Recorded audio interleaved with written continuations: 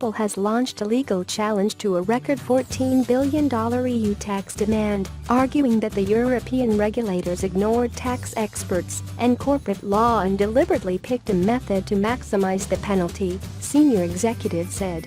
Apple's combative stand underlines its anger with the European Commission, EC, which said on August 30 the company's Irish tax deal was illegal state aid and ordered it to repay up to $13.8 billion to Ireland, where Apple has its European headquarters. European Competition Commissioner Margrethe Vestager, a former Danish economy minister, said Apple's Irish tax bill implied a tax rate of 0.005% in 2014. Apple's General Counsel Bruce Sewell and Chief Financial Officer Luca Mestri outlined in an interview with Reuters at Apple's global headquarters in Cupertino, Calif. The company's plans for its appeal against the Commission's ruling at Europe's second highest court. The iPhone and iPad maker was singled out because of its success, Sewell said. Apple is not an outlier in any sense that matters to the law. Apple is a convenient target because it generates lots of headlines. It allows the commissioner to become Dane of the Year for 2016, he said, referring to the title accorded to Vestager by Danish newspaper Berlingske last month.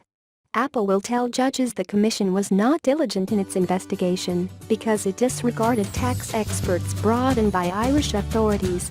Now the Irish have put in an expert opinion from an incredibly well-respected Irish tax lawyer. The commission not only didn't attack that, didn't argue with it, as far as we know, they probably didn't even read it.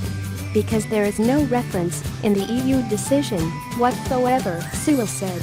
The EC accused Ireland in 2014 of dodging international tax rules by letting Apple shelter profits worth tens of billions of dollars from tax collectors in return for maintaining jobs.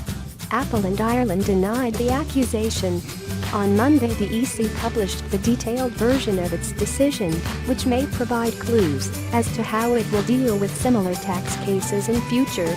The EC cited, for example, notes of a meeting in 1990 between Apple's tax advisor and the Irish Revenue Service discussing an appropriate level of profits Apple's Irish unit would pay tax on, Apple's advisor suggesting a ceiling of $30 million to $40 million. Apple's tax advisor confessed there was no scientific basis for the figure. However, the figure was of such magnitude that he hoped it would be seen to be a bona fide proposal, the excerpt read. Ireland's tax treatment has allowed Apple to avoid tax on tens of billions of dollars of non-US profit. Over the past 10 years, the company has paid tax at a rate of 3.8% on $200 billion of overseas profits, filings show. This is a fraction of the tax rate in the countries where Apple's products are designed, made and sold. The low rate is achieved by Apple telling U.S. tax authorities that the profits are earned by Irish units. Meanwhile, it tells Ireland the profits are not earned in Ireland. Some lawmakers in the U.S. and in countries where Apple has large sales have criticized the arrangement. Ireland says if it's not fair, it's other countries' fault for not closing loopholes. On Monday, Ireland accused the EC of exceeding its powers and interfering with the EU member states' national sovereignty over tax affairs. Apple also intends to challenge the EU enforcer's basis for its case, arguing that what Sewell called the crazy notion of non-residency was chosen on purpose to produce a punitive amount.